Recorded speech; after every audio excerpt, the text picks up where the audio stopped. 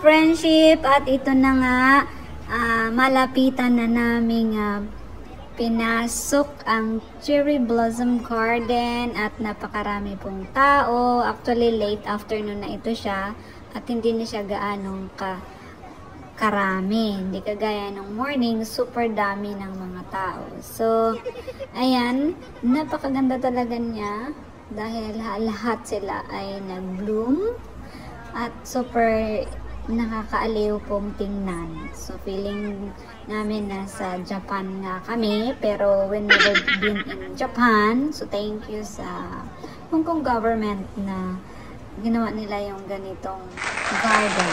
So, mga friendship, enjoy watching until the end, at kung pwede sana ay huwag niyong skip yung ads to support my videos and vlog. Thank you guys and mga friendship.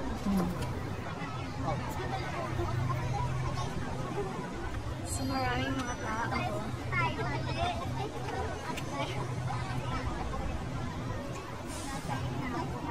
So